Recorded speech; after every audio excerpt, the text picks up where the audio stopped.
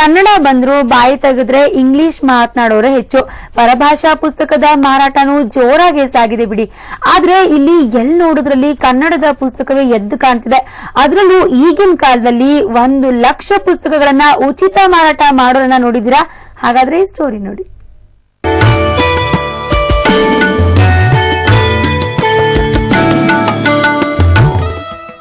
ಎಲ್ಲಿ ನೋಡಿದ್ರೂ ಪುಸ್ತಕಗಳು, ಎಲ್ಲವೂ ಕನ್ನಡ ಪುಸ್ತಕಗಳು. ಪುಸ್ತಕ ಪ್ರಿಯರು ನಾಮುಂದು ತಾಮುಂದು ಎಂದು ಪುಸ್ತಕವನ್ನ ಕೊಳ್ಳುವುದರಲ್ಲಿ ಬ್ಯುಸಿಯಾಗಿದ್ರು. ಹಳೆ ಕಾಲದ ಸುಮಾರು 1 ಲಕ್ಷಕ್ಕಿಂತಲೂ ಹೆಚ್ಚು ಕನ್ನಡ ಪುಸ್ತಕಗಳನ್ನ ಪ್ರದರ್ಶನಕ್ಕಿಟ್ಟು ಉಚಿತವಾಗಿ ನೀಡುತ್ತಿದ್ರು.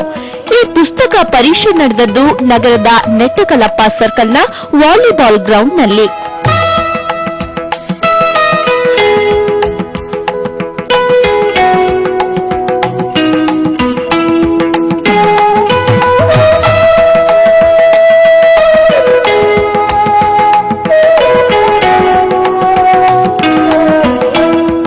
ಪುಸ್ತಕ ಸಂಸ್ಕೃತಿಯ ಅರಿವಿಗಾಗಿ ಸೃಷ್ಟಿ ವೆಂಚರ್ಸ್ ಒಂದು ಹಮ್ಮಿಕೊಂಡಂತಹ ಒಂದು ಕಾರ್ಯಕ್ರಮ ಅದು. ಇದು 4ನೇ ಪುಸ್ತಕ ಪರೀಕ್ಷೆ. ಪ್ರತಿ 6 ತಿಂಗಳಿಗೊಮ್ಮೆ ಆ ಪರೀಕ್ಷೆಯನ್ನ ನಾವು ಸಂಘಟಿಸ್ತೇವೆ. ಏನಂತಂದ್ರೆ ಈಗ ತುಂಬಾ ಮನೆಗಳಲ್ಲಿ ಪುಸ್ತಕಗಳು ಹಳೆದಿರುತ್ತೆ ಮತ್ತೆ ಹೊಸದಿರುತ್ತೆ. ಆ ಪುಸ್ತಕದ ಅರಿವನ್ನು ಮೂಡಿಸ್ತಕ್ಕಂತಹ ಒಂದು ಕಾರ್ಯಕ್ರಮದ ಅಡಿಯಲ್ಲಿ ಪುಸ್ತಕಗಳು ಯಾರು ಆ ಪುಸ್ತಕ ಪರೀಕ್ಷೆಯಲ್ಲಿ ಭಾಗವಹಿಸ್ತಾರೋ ಆ ಭಾಗವಹಿಸ್ತಕ್ಕಂಥವ್ರೆಲ್ಲರಿಗೂ ಒಂದು ಪುಸ್ತಕವನ್ನು ಉಚಿತವಾಗಿ ಕೊಡೋದು. ಅಂದ್ರೆ ಪ್ರದರ್ಶನಕ್ಕೆ ಇಡ್ತೇವೆ. ಅದನ್ನ ಬಂದು ನೋಡ್ಲಿಕ್ಕೆ ಬರ್ತಕ್ಕಂಥವ್ರು ಅಥವಾ ಆ ಕಾರ್ಯಕ್ರಮದಲ್ಲಿ ಭಾಗವಹಿಸ್ತಕ್ಕಂಥವ್ರು ಒಂದು ಪುಸ್ತಕವನ್ನು ಉಚಿತವಾಗಿ ತಗೊಂಡು ಹೋಗ್ಬೋದು. ಇದು ಮೂಲ ಉದ್ದೇಶ. ತುಂಬಾ ಖುಷಿ ಆಗ್ತಿದೆ. ಇವಾಗ ಏನಂದ್ರೆ ನಮ್ದೊಂದು ಪರ್ಟಿಕ್ಯುಲರ್ ಲೈಕ್ ಅಂತ ಇರುತ್ತೆ. ನನ್ಗೆ ಕಥಾ ಸಂಕಲನ, ನಾವೆಲ್ಲ ಆ ತರ ಇಷ್ಟ. ಬಟ್ ಇಲ್ಲಿ ಬಂದಾಗ ಅಟ್ಲೀಸ್ಟ್ ಸುಮ್ನೆ ಒಂದ್ ರೌಂಡ್ ಹಾಕೋಷ್ಟೊತ್ತಿಗೆ ನಮ್ಗೆಲ್ಲ ಎಲ್ಲ ಬುಕ್ಸ್ ಒಂದು ಪರಿಚಯ ಸಿಗುತ್ತೆ. ನೆಕ್ಸ್ಟ್ ಇಂಟ್ರೆಸ್ಟ್ ಡೆವಲಪ್ ಆಗಕ್ಕೆ ಹೆಲ್ಪ್ ಆಗುತ್ತೆ. ಬೆಂಗಳೂರಿನ ಸೃಷ್ಟಿ ವೆಂಚರ್ ಹಮ್ಮಿಕೊಂಡ ಈ ಪುಸ್ತಕ ಪ್ರದರ್ಶನದಲ್ಲಿ ಕನ್ನಡ ಪುಸ್ತಕಗಳದ್ದೇ ದರ್ಬಾರು. ಪ್ರತಿಯೊಬ್ಬರಿಗೂ ತಮ್ಮ ಆಯ್ಕೆ ಪ್ರಕಾರ ಉಚಿತ ಪುಸ್ತಕಗಳನ್ನ ಕೊಂಡುಕೊಳ್ಳಬಹುದಾಗಿತ್ತು. ಪುಸ್ತಕಗಳ ಬಗ್ಗೆ ಅರಿವು ಮೂಡಿಸೋದ್ರಲ್ಲಿ ಈ ಪುಸ್ತಕ ಪರೀಕ್ಷೆ ಯಶಸ್ವಿಯಾಗಿದೆ.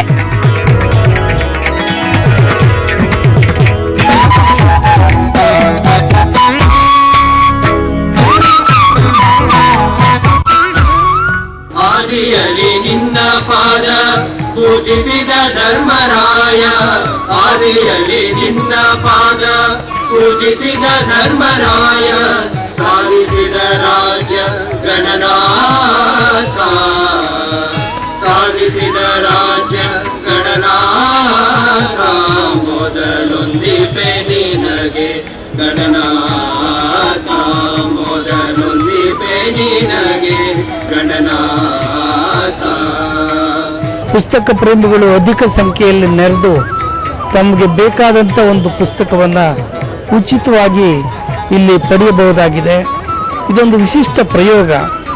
ಇದು ನಿಜವಾಗ್ಲೂ ಕೂಡ ಕನ್ನಡಾಭಿಮಾನವನ್ನ, ಪುಸ್ತಕ ಪ್ರೇಮವನ್ನ ಜನತೆಯಲ್ಲಿ ಉಂಟು ಮಾಡೋದರಲ್ಲಿ ಈ ಒಂದು ಕಾರ್ಯಕ್ರಮ ಪೂರಕವಾಗ್ತದೆ ಮತ್ತು ಒತ್ತಾಸೆಯಾಗಿ ನಿಲ್ತದೆ ಇರ್ತಕ್ಕಂಥ ಭಾವನೆ ನನಗಿದೆ. ಪುಸ್ತಕ ಸಂಸ್ಕೃತಿ ಅರಿವನ್ನು ಹೆಚ್ಚಿಸೋದಕ್ಕಾಗಿ ಇಂಥ ಒಂದು ಪುಸ್ತಕ ಪರೀಕ್ಷೆ ಎನ್ನುವಂಥ ಒಂದು ಕಾರ್ಯಕ್ರಮವನ್ನು ಸೃಷ್ಟಿ ವೆಂಚರ್ಸ್ ಗೆಳೆಯರು ಹಮ್ಮಿಕೊಂಡಿದ್ದಾರೆ. ಅವರು ಈಗಾಗಲೇ ಇದರಲ್ಲಿ ಸ್ಪಷ್ಟಪಡಿಸಿರುವಂತೆ ಪುಸ್ತಕಗಳ ಬಗ್ಗೆ ಒಂದು ಅಭಿರುಚಿಯನ್ನು, ಒಂದು ಹೊಸ ಉತ್ಸಾಹವನ್ನು ಮೂಡಿಸೋದು ಈ ಪುಸ್ತಕ ಪರೀಕ್ಷೆಯ ಮುಖ್ಯ ಗುರಿ. ಪುಸ್ತಕಗಳನ್ನು ಹಂಚೋದು ಎರಡನೇದು. ಬಹಳ ಮುಖ್ಯವಾದ ಗುರಿ ಏನು ಅಂತಂದರೆ ಪುಸ್ತಕಗಳನ್ನ ಓದುವ ಹವ್ಯಾಸವನ್ನು ಪ್ರೋತ್ಸಾಹಿಸೋದು ಮತ್ತು ಅದನ್ನು ಹುಟ್ಟಾಕೋದು. ಯುವಜನತೆಯಲ್ಲಿ ಪುಸ್ತಕದ ಬಗ್ಗೆ ಅಭಿರುಚಿ ಮೂಡಿಸೋ ಈ ಹೊಸ ಪ್ರಯತ್ನಕ್ಕೆ ಕೈ ಹಾಕಿದ ಸೃಷ್ಟಿ ವೆಂಚರ್ನ ಕಾರ್ಯವೈಖರಿಗೆ ಪುಸ್ತಕ ಪ್ರಿಯರು ಸಂತಸ ವ್ಯಕ್ತಪಡಿಸಿದ್ದಾರೆ. ಬೆಂಗಳೂರಿನಿಂದ ಅಂಜನ್ ಗೀತಾ, ಸಮಯ ನ್ಯೂಸ್. ಬೆಂಗಳೂರಲ್ಲಿ ಬರೀ ಕಡಲೆಕಾಯಿ ಪರೀಕ್ಷೆ ಮಾತ್ರ ನಡೆಯಲ್ಲ, ಪುಸ್ತಕ ಪರೀಕ್ಷೆ ಕೂಡ ನಡೆಯುತ್ತೆ ಸರ್. ಅದರಲ್ಲೂ ಪುಸ್ತಕ ಪರೀಕ್ಷೆಗೆ ಈ ರೀತಿ ಒಂದು ರೆಸ್ಪಾನ್ಸ್ ಕೂಡ ಸಿಗತ್ತೆ ಅಂತ ನಾನು ಅಂದ್ಕೊಂಡಿರಲಿಲ್ಲ. ಹೌದು ಸುರೇಶ್.